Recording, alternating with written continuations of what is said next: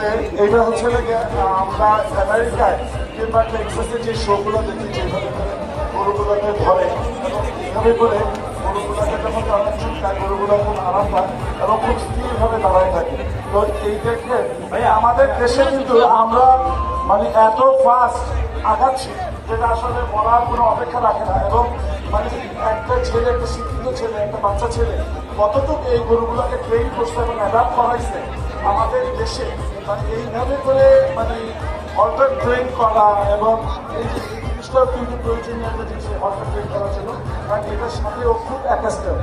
তো আমরা আসলে অনেক আগাচ্ছি এবং আমাদের দেশে সর্বকনিষ্ঠ খামারি আমাদের সাদিফ খুব ভালো একটা ছেলে এবং ইনশাল্লাহ আমি সর্বদা তোমার সফলতা কামনা করতেছি। ধন্যবাদ।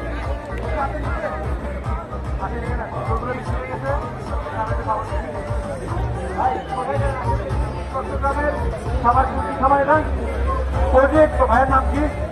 অজির কোনটা বিক্রেছি? অজির ভাই আগে না তোমরা চট্টগ্রাম থেকে আজকে পুরস্কার পাইছে কোনটা? পুরস্কার পাইছে কোনটা? পুরস্কার পাইছে কোনটা? এই বাচ্চাটা পুরস্কার পাইছে আলহামদুলিল্লাহ। এগুলো কত বিক্রি করছে? কত করে বিক্রি হয়েছে?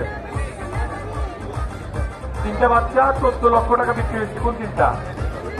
এই 3টা চট্টগ্রামের ওজি এগ্রো থেকে ম্যাচ এগ্রো মানে টিকে গ্রুপ এই 3টা বাচ্চা 14 লক্ষ টাকা কিনছে আলহামদুলিল্লাহ। খুবই সুন্দর সুন্দর বাচ্চা। আসেন নিয়ে আসেন, 3টা বাচ্চা নিয়ে আসেন। এই 3টা বাচ্চা এত দামে বিক্রি হওয়ার রহস্য কি? কাস্টমার তো এই জায়গায় জনগণ তো জানতে চায় যে এই 3টা বাচ্চা এত দামে বিক্রি হওয়ার রহস্য কি? রহস্য হচ্ছে দেখতে খুব সুন্দর, গঠন খুব ভালো এবং সবচেয়ে বড় হচ্ছে জাত ভালো। এই 3টাই হচ্ছে ক্রস ব্রাহ্মা জাতের ক্যাটাগরি এবং ক্রস ব্রাহ্মা জাতের গরু। মাশাআল্লাহ খুব সুন্দর। আপনারা বোধহয় জেল ব্যবহার করেন ডিহার্ডিংয়ের জন্য?